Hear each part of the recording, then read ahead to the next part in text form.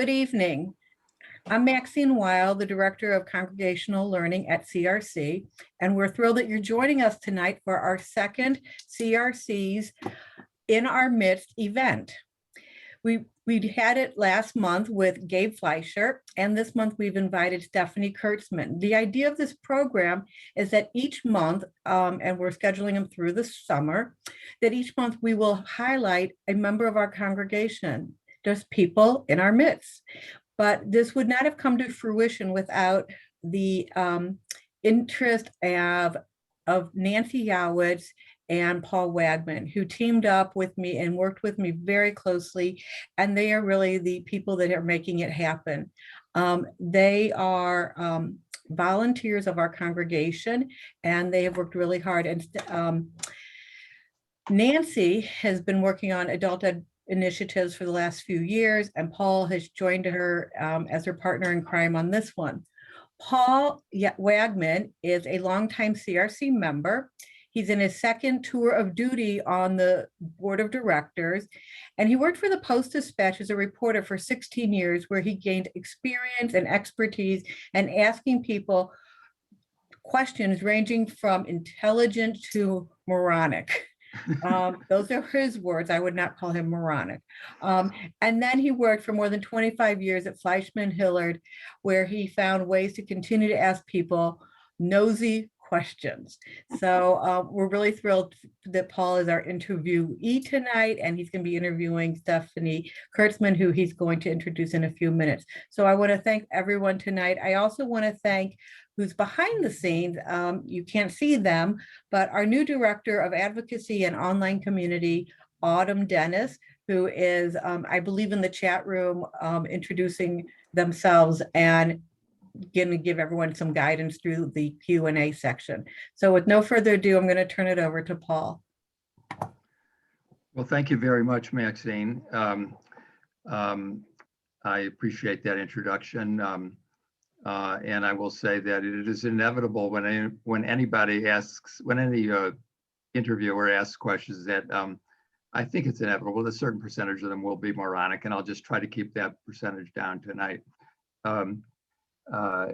Tonight, everyone, as Maxine just told you, I'll be talking with Stephanie Kurtzman, who is the director of the Gephardt Institute for Civic and Community Engagement at Washington University in St. Louis. Many of you may recognize Stephanie's face, even if you don't know, even if you don't know her. She and her husband, David Levy, have long been regulars at Shabbat services on Saturday mornings.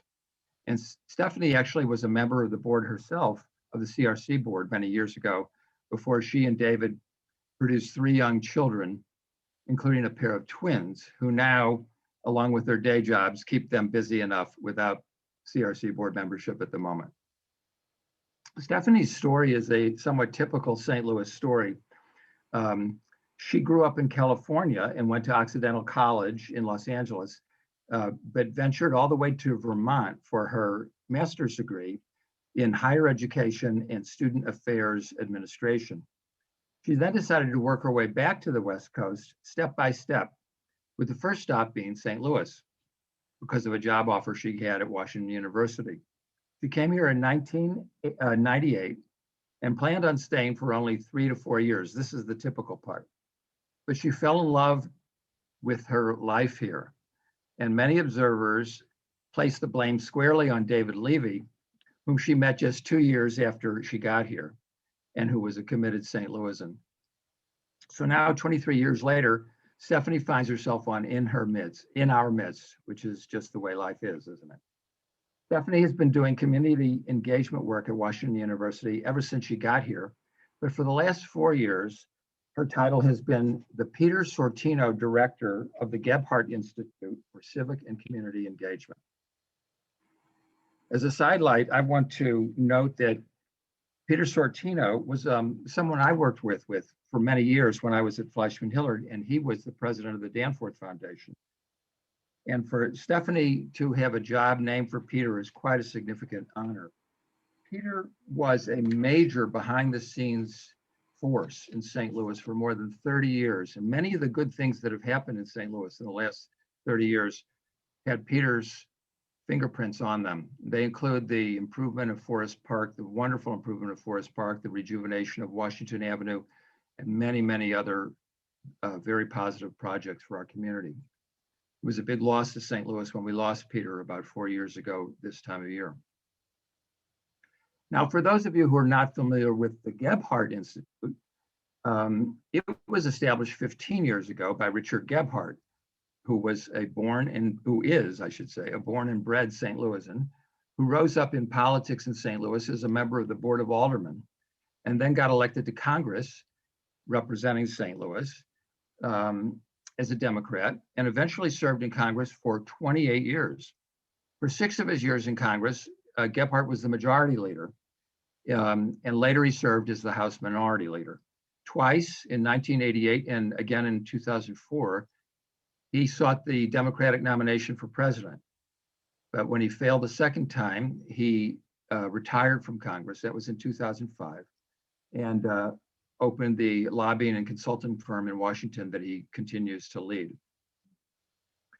Stephanie points out that the institute that she leads is not a think tank, it is an action tank. It does stuff. Specifically, it educates Washington University students for lifelong engaged citizenship. It catalyzes partnerships that respond to community needs, and it infuses civic engagement throughout the Washington University experience. Now, all that might sound rather abstract, but in essence, it means that Stephanie's on the front lines of developing a sense of active duty citizenship among Washington University students, and that she's helping those students engage in tikkun olam through a variety of different programs and initiatives across the St. Louis region. But at this point, I'll stop prattling on, and I'm going to ask Stephanie some questions so that she can be the one to tell you about what she does herself. Let me just remind you, though, that there will be time for you to ask questions at the end of the session. And that will be through the Q&A button at the bottom of your screen.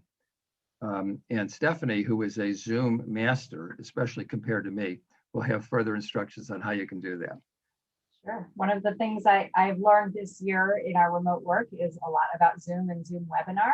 So if you're not familiar with the Q&A, you can type in your question, but if you like a question that someone else asked and you're interested in hearing the answer, there should be a way that you can upvote it. I'm not sure if it might be a thumbs up. And then that will help Paul see the questions that are of greatest interest to the most people who are participating tonight. Stephanie, let me start by asking you if you could tell our viewers about some specific community projects that your students at Washington University are involved in so that they can get a better sense, a more concrete sense of what the students and what you are doing. Sure. So I'll talk about 3 brief examples to give a flavor. One comes from a program called the Civic Scholars Program that is for entering juniors, and students participate over the course of their junior and senior year. It's an academic program. They're really learning what it means to be a civic leader. And in the summer between junior and senior year, they receive a $5,000 stipend to pursue a civic summer of their design.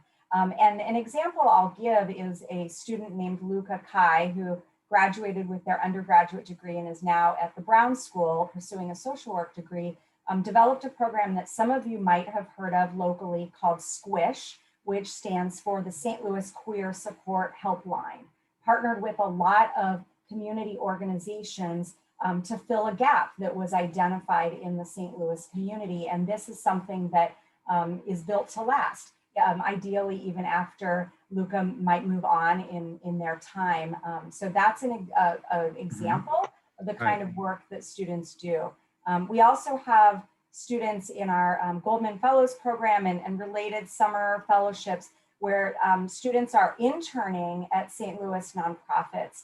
And they are also experiencing a wraparound curriculum to learn deeply about St. Louis, to learn about our history, our complexities, the richness and the gem that St. Louis is, but also the challenges that we face. And to complement the internships, the students are going into the community to learn about particular neighborhoods and meet with local leaders. So they might go to the Ville, they might go to Cherokee Street, they might go to Old North, they might go to South Grand Arts District and talk with the local leaders. And then the third example I'll give briefly is we do a lot of work with voter engagement, not just with the major presidential elections or even the midterms, but also with local elections like the St. Louis mayoral election. And that's part of a broader initiative called Engaged Democracy. But as we all know, there are a lot of confusions and barriers to voting, and we want to make sure that particularly for our first-time voters, that they know the importance of voting and that they're informed and that they are getting out to vote. So following up, Stephanie, on your second point, that sounds wonderful to me because I think that without programs like this internship program that you mentioned, it's more likely that students would very possibly who come to St. Louis would never really escape the confines of the campus. Mm-hmm. Maybe they'd get to Forest Park and maybe they'd get downtown to see the Cardinals play, but they would be strangers to St. Louis. It would be, Washington U would be a kind of island for them in the middle of this forbidding urban sea. And you're exposing them to the place where they really are living. Is that That's right. That's part of your intention? Absolutely. You know, I always think of it as the St. Louis beyond the tourist destinations. And I think that's really when students discover that St. Louis is more than meets the eye, you know, that it's full of these great restaurants and cultural sites and history and interesting neighborhoods. And there's greater complexity than what they might have caught in the news if they're even reading the local news. And that makes them more curious and interested in being more engaged in what's happening locally. Right. And I will say that I don't know that this would be, this was probably, well, you tell me whether it's intentional, but I know one of the key problems that St. Louis has as a metropolitan area in the United States is that we don't, demographically, we're a little bit old, and we need to overcome that. We need to have a greater representation of young people, and of course, young educated people are often the engines of new economic growth. So it's critical for any metropolitan area that wants to grow to have a lot of smart young people in it. And it sounds to me like part of what you're doing, and again, this is, you know, I would say probably it sounds like a byproduct, but a beneficial byproduct of what you're doing is perhaps you're helping to seed the St. Louis area with more of these young people who otherwise might have gone back to New York or to California or wherever they came from.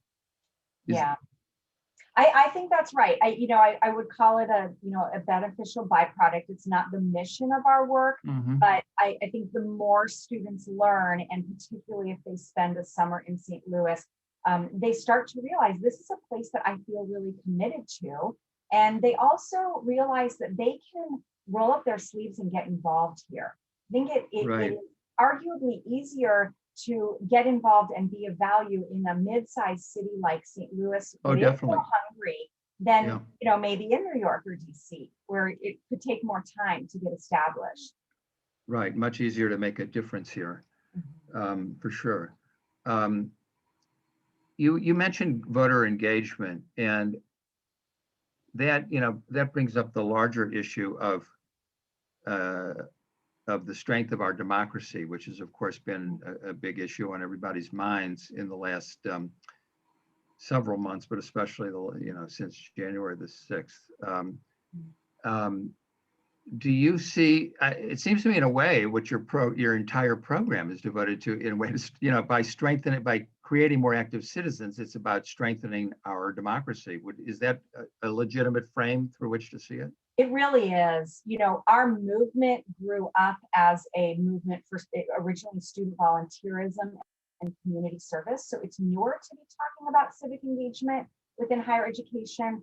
But when you combine what that really is and what's needed with our history of being founded by Gephardt, who at his core is about advancing and preserving and strengthening our democracy, to me, at the core, civic engagement is about individual citizens, people who participate in public life, not a matter of whether they have legal citizenship. It's this broader, more capacious meaning of the term citizen is those who are informed, educated, and actively involved in our democracy. That's really the definition of our participatory democracy, but it requires a constant education of the next generation of students.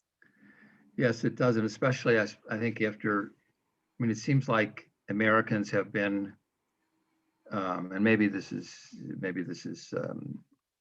the old fogey in me coming up, but it seems like for the last generation or so, Americans have been taught often to consider themselves or to conceive of themselves as consumers rather than citizens, above all else. That's right. Well, I think we've become a society writ large that is more about our rights than our responsibilities. Yes, exactly, and exactly. we should have both in a balance in our democracy. So tell me a little bit about the extent to which the university itself and the administration, in particular of the university, is committed to this concept and how they view it. Stephanie, if you could. I think that this idea of education, and particularly a liberal arts education, is about democracy, right? It's about the fact that our society needs educated, informed, independent-minded citizens who are committed to something bigger than themselves, committed to the common good. And I think particularly when you have the privilege of getting a higher education degree anywhere, let alone at a place like Washington University, it's incumbent upon our students to understand their obligation to, if you will, give back and to be participants and to use that privilege that they received with this degree to make things better for others and contribute to this public process that is really complicated. So, we're doing our part, but of course it's all of higher education. That's the root of what we're about. So is the university trying to drive what you do sort of through the entire curriculum or through the entire student experience? And that's tell me a little bit about that. Yeah, the goal, isn't to have more students come to the Gephardt Institute. That's great, Right. And I love that. But our goal is that the Gephardt Institute would be a driver to foster the kind of environment throughout Washington University where civic engagement is found everywhere, where that's part of our culture. And part of that is our engagement and our partnership with St. Louis. So we can prepare students to be civic leaders and go on to New York or DC, and that's a terrific and needed thing. But at least while they're in St. Louis, and for the rest of us who are here much longer than the students, our home is St. Louis. And one of the things I'm really excited about with our fairly new chancellor, Andrew Martin, is he is really uplifting our commitment to really embrace our name, Washington University in St. Louis, and asking us and challenging us to also be for St. Louis and with St. Louis. So I think that what we'll see in the coming years is a much greater focus on understanding our role as partners in helping to move the region forward, and understanding our role as what's called an anchor institution in St. Louis, a major employer, very large and influential institution, and we have a responsibility to be part of the process. How it occurs to me that it might be interesting to examine the kind of reactions that your students get when they go out to the community. Is there do they have to win over some of the people that they meet? Are they seen perhaps as, elite kids who are coming in, what do they know and so on? Yeah, I would say they probably do. We always remind them that they're carrying the history of Washington University on their shoulders. So even if they have not done anything to harm, a lot of people, particularly in St. Louis, have long memories. And this is a challenge in all university settings. It's called town-gown relationships. And, people either have a narrative about WashU as, perhaps being pretentious or perhaps being disconnected from St. Louis, Or they might remember a really particular incident with someone at WashU, maybe a student, where they felt like they weren't listened to, or a commitment wasn't followed through on, and they remember that. And so we really need to, as a university and each of us as individuals, rebuild that trust with St. Louis, that when we show up, we're going to follow through on our commitments, and we're going to, if you will, stay at the table. Mm-hmm. Yeah, it must be quite a, it's obviously a very different kind of experience for your students than to be in the classroom, and a completely different kind of education for them, I would imagine. That's right. Well, and going back to the question before about, integrating into the university environment, the work we do is not just in the co-curricular or the extracurricular space, it's also in the academic space, and, partnering with faculty to transform the way we teach some of our courses. So some people might have heard of service learning courses. We call them community engaged courses, where you imagine a class that is learning academic content and applying that knowledge to real challenges in St. Louis, and partnering with the community and with particular organizations. So we are working with faculty behind the scenes to help them conceptualize those classes, build and maintain those partnerships, and make sure that students aren't just learning from books, right? And in a way, we've got this rich environment right around us to learn from and to give back to. Have you fully developed the program at this point, Stephanie, or are you still is it still growing, and you're needing a couple more years perhaps before you feel like you're at full capacity? A few more years. Yeah, definitely still growing. 15 years is really young in the life of a university.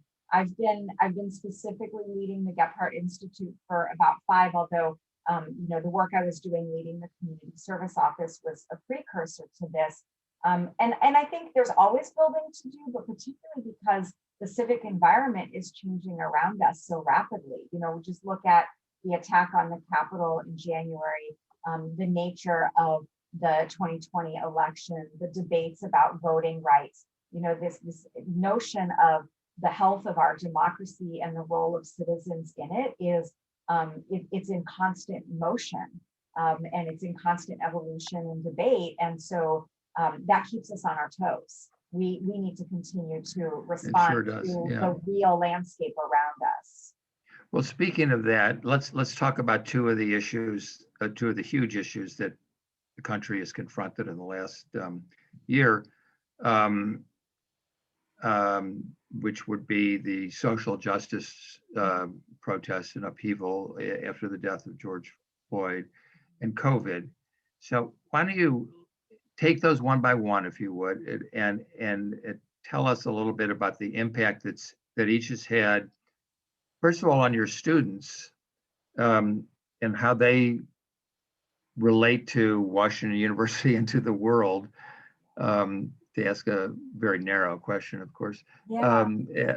And then kind of how it's affected your program. Yeah.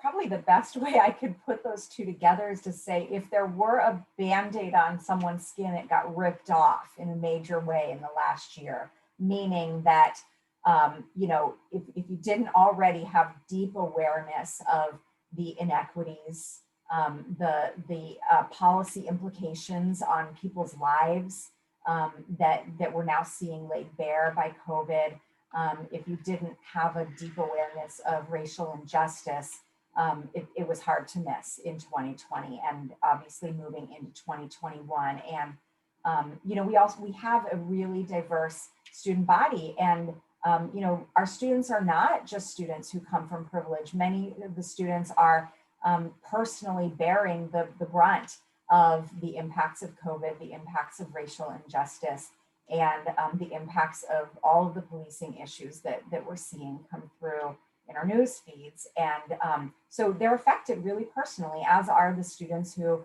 are really allied with those issues. So, even though we're remote, it's really clear how honestly exhausted our students are and how committed they are. And what's different, I think, is students every year, it feels like they understand more intuitively that change in the world and the civic engagement is not only about community service. That might have been the older mindset, or that might be what we're taught in middle school and high school. And community service is critical, it's valuable, but it doesn't change systems. And I think there are more students now who are understanding the nature of systemic and structural inequities and the voice that they have and the agency that they have to raise their voice, and not just to protest, but to be involved in policy discussions. That's extremely interesting, because it relates to another question that I wanted to ask you, which is, how you see students, the students that you're dealing with in comparison to the students of your own generation. And maybe you just gave us the answer, the more systemic analysis that the current students are providing or are seeking. Yeah, I think the root of that is that, or one root of it is that they have so much more information and knowledge about the world. Yeah. And obviously there's disinformation as well, but I just find students today, compared to how I remember myself, much more sophisticated and knowledgeable about public issues and global issues. They read more, they have it at their fingertips. When I was in high school, I grew up in Santa Barbara, I read the Santa Barbara News Press. So that was where I got my information. I wasn't reading the New York Times and the AP News and all of these specialized feeds.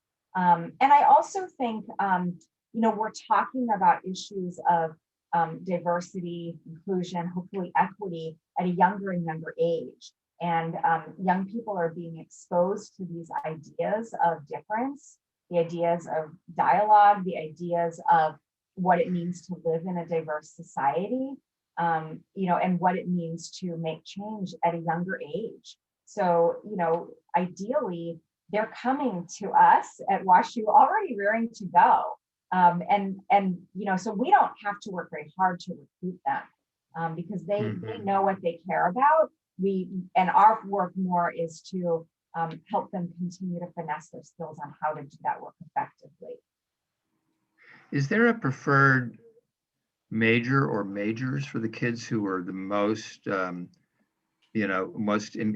engaged in these issues, do you think? It's a great question. So, we would hope we have students from all majors and students who are pursuing all careers, not just social change careers. I would like to see business students, engineering, et cetera. But I will say anecdotally, we see a lot of students who are pre-med or interested in public health or health professions.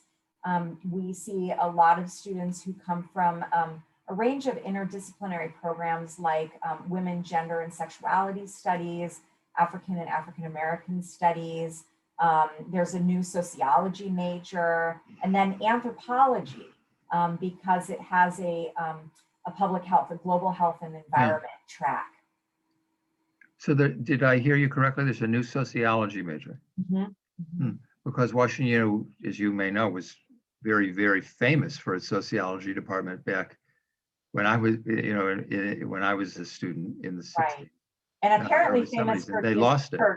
For closing it down. So they rebuilt a state-of-the-art sociology department that's they're doing incredible work. That's great. That's great.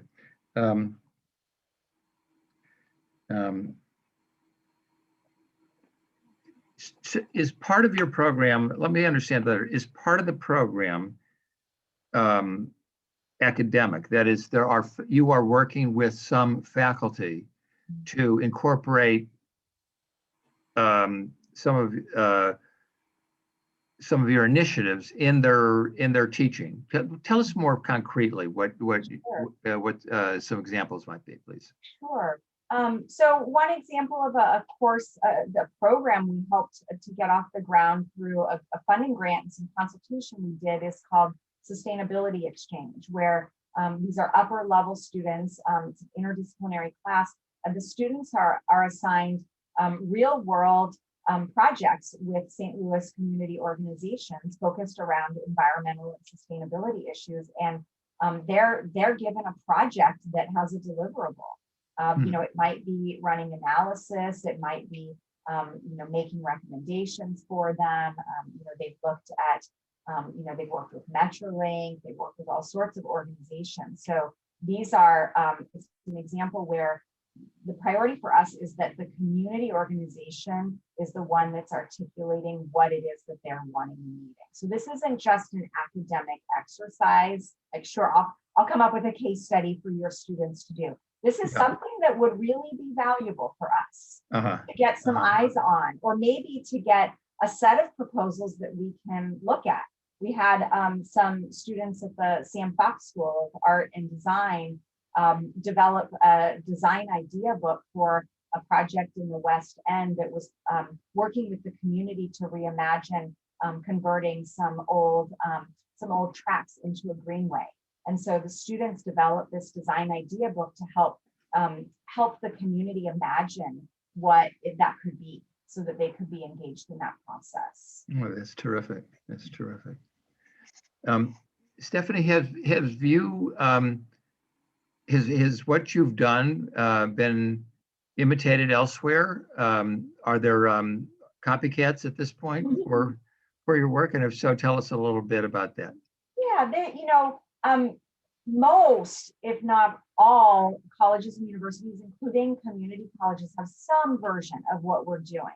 Sometimes, and if there's any, people pursuing colleges looking, you should be looking for, community service, public service, service learning, community engaged teaching. It goes by a lot of different names depending on the institution, and some have different flavors, but all of them are hovering around this notion that learning how to contribute to positive community change is a learned skill, and something that universities are actively trying to teach and cultivate in our students, not just during their time at the university, but as part of their life's work. So we do work with peers around the country. I would say we lean a little further into the work of democracy, and this broader concept of civic engagement being a really encompassing term for all forms of all of the ways that people can make a difference in society, from the hyper local to federal policy and everything in between. So you're not unique, but not unique, but we're still special. I was going to say you've got to be special. I want to ask you about this question is of a somewhat different nature, but it's something that was in the news this past week, and I'm interested in your point of view on it. There was a fairly shocking story on the front page of the New York Times earlier this week about an incident at Smith College. You read about it, I trust, in which a young African-American, well, I'm not sure she's Black. I'm not sure, I don't remember whether she's African-American or she came from somewhere else. But in any case, a Black young woman alleged insensitivity on the part of some staff members at the college. The college president took very drastic action in response. It turned out that the incident had been far more complicated than initially portrayed, and it ended up looking like it ended up looking like it was a case. It was made to order for critics of political correctness to point their fingers and say, you see, things are out of control on the campuses. The liberals are bending to very rigid thought about what's going on in our culture. So it ended up being really a kind of PR disaster for Smith, and a PR bonanza, I think, for critics of those of us who want to see more sensitivity in society and not less. And I guess my question for you is, were you how surprising did you find this incident to be, or do you think it's almost something that we can, unfortunately, maybe kind of anticipate happening these days, given the raw nerves of so many people? I think the raw nerves really captures it well. We're all very sensitized and perhaps suspicious of others, and we do have biases, and we have these supercharged environments. And so, I think universities in some ways are mirrors of society. We're in this experiment, this grand experiment with diversity and community. And if we can't have an environment that's built on a culture of trust and knowing one another, and being in community and having empathy for one another, I think that's one of the reasons these situations can flare up. Because we're not asking a lot of questions of one another before we're pointing fingers, accusing. So unfortunately for Smith, once it starts rolling out, right, it's a really complicated issue. Ideally, those of us at universities would be working on cultivating that kind of culture to be able to prevent those kind of situations either from happening or from spinning out of control when they do happen. But we need to appreciate one another as human beings again, and perhaps even human beings with faults, as we all are. And that's easier said than done, but I do think there's a deeper cultural issue that's driving these kind of incidents. Yeah, it no doubt takes, you have to really create the kind of culture where people can talk to each other, and before they react drastically. I suppose, what you're doing hopefully helps to strengthen that kind of culture at Washington University and St. Louis. And I would also say we need to create a culture where everyone feels included and truly part of the community. And when we have so many students, and it's a real positive thing to have so many underrepresented students of color, first generation students, low income students, it means our institutions need to continue to shift so that everybody truly feels welcome and heard, and doesn't have that sense of suspicion and exclusion as they go about their business on campus. Well, let's, I'm going to open up the Q&A box here, Stephanie, and see if anybody else, and I see immediately that there are people with questions. So let me first ask a question that's raised by Leslie Kaplan. She says, is it possible to see a list of the projects students have worked on? Is Washington U open to suggestions from the public at large about needs they perceive in the city?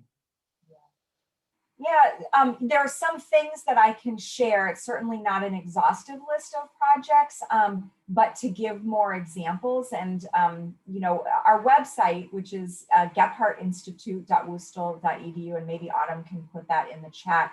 You can kind of tool around to see what's out there. I would recommend looking at the Civic Scholars page and the Goldman Fellows page.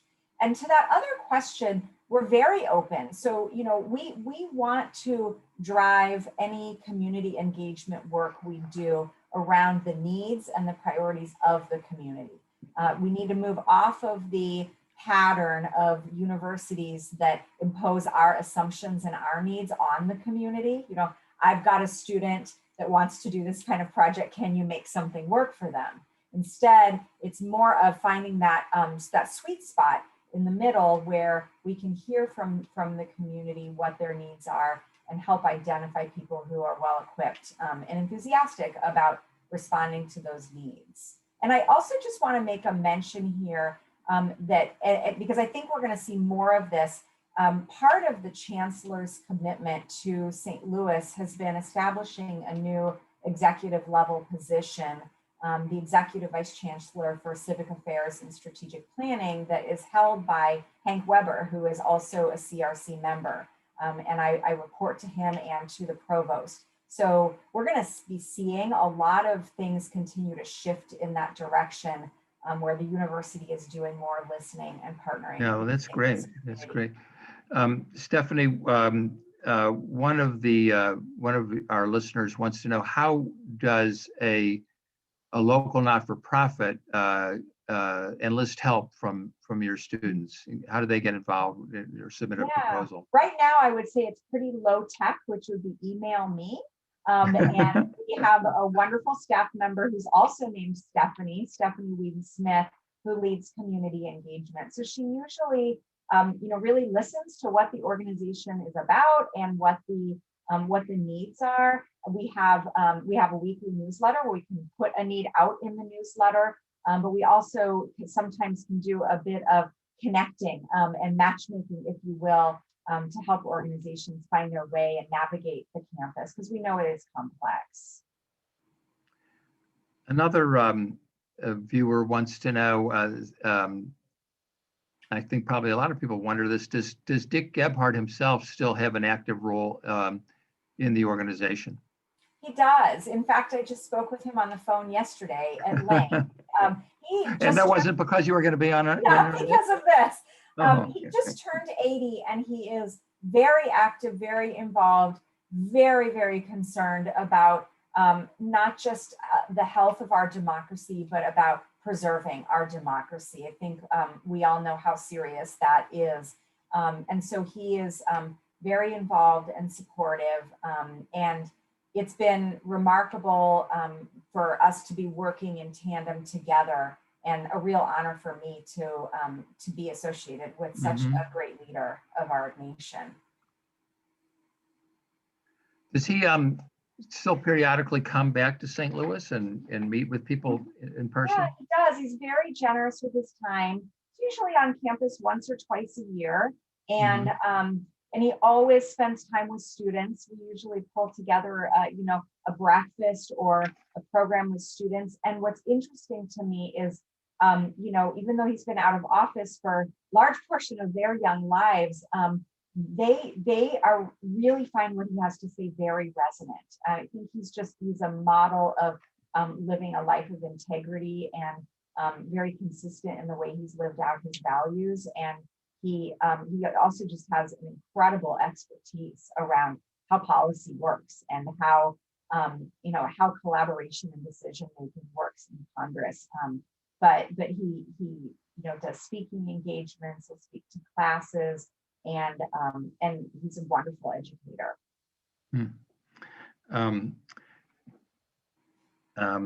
How would, if you're just a CRC member listening, or you hear about this later, what, if anything, can you do to get involved with your work? Or perhaps there is nothing, but if there is, how would a person do that? What could a person do? So, a basic level would just be to get onto our newsletter list. We have an opportunities newsletter weekly, and I bet that Autumn can find that on our website and put it in the chat. And we also have a monthly newsletter. We do some public-facing events, particularly since we've been online, some panels and major speakers. We also just started a new podcast called American Democracy Lab. We have, one episode out right now and more to come. So there are some public-facing programs. The other thing is that we're always interested in knowing about great people who might be mentors to our students, informally or formally. Our students are really looking to not only understand the St. Louis region, but to imagine their future career. And we really welcome that opportunity to introduce them to really interesting people in the St. Louis community who are doing the kind of work that they might like to do. Yeah, I'm sure some of those people are members of CRC, actually, I would imagine. Tell us more about that American Democracy Lab podcast, Stephanie. That sounds the start of this really grew out of a symposium that we did in person 4 years ago after the 2016 election that was called American Democracy and the Rise of Donald Trump. And we pulled together about 8 faculty from 8 different disciplines. We had business, law, psychology, history, you name it, all providing their academic analysis assessment of what happened in the 2016 election, as well as what to expect. And it was a really powerful program, and part of our purpose in doing something after the election is to remind all of us that engaging in democracy doesn't start and stop with elections, right? And so we really need to continue carrying those conversations and that engagement forward. So this year, because of the pandemic, we turned that into a podcast, and we are inviting back the faculty members who were part of it. So the first one was an interview with Steve Pizzari from economics and Peter Castor from history. And the beginning of the podcast asks them to recall the predictions that they made at the 2017 symposium and what actually transpired over the 4 years. So, this will probably continue to evolve to be sometimes academic and sometimes not. But I think the key is that, if anybody remembers one thing from what we've talked about tonight, democracy has always felt like it's just the air that we breathe, but it's something that we shouldn't take for granted. It's a living, breathing, precious thing that could go away if we don't pay attention and if we don't become actively involved. And so the podcast is one small way for us to really be critical thinkers and engaging in this issue of what is a democracy, what makes a healthy democracy, what are the weaknesses of our democracy, and how do we pursue the ideals of our democracy. And this is available to everyone, right? I mean, this is anybody, you don't have to be affiliated with Washington University too. Yeah. Like I say, it's on our website. That's terrific. That's terrific. I don't believe that there are any other questions. Let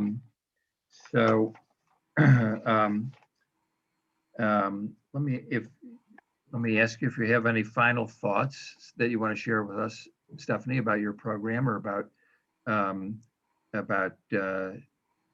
civic engagement in general. Sure.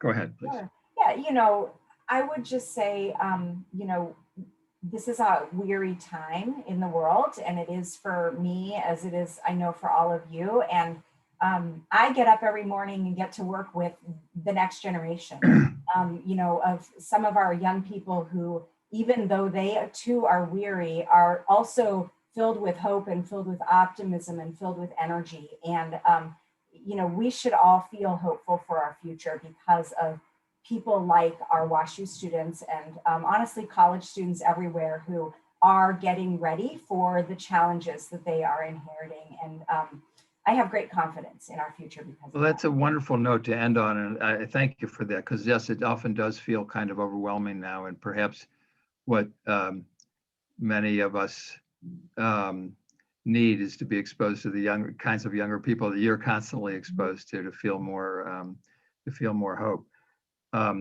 So Stephanie, thank you very much for your time this evening. It's really been interesting and fun to hear what you have to say. And I want to also mention that our next In Our Midst interview will take place on Thursday evening, April 8th. That happens to be Holocaust Remembrance Day. And our guest actually will be a CRC member for whom the Holocaust is personal. I'm referring to Vera Emmons. Vera is the daughter of a Holocaust and concentration camp survivor, Gerda Nathman-Luner, who passed away in 1999, but not before she'd written a memoir of her experiences. Vera has served as a docent at the St. Louis Holocaust Museum and has shared her mother's story of surviving the Holocaust before hundreds of people over many years. And in April, she'll share that story with us. And I hope everyone can tune in to hear it. So look forward to seeing you all again on April 8th. And again, Stephanie, thank you very, very much. Thank you so much. Really enjoyed it. You're welcome. Good night, everyone.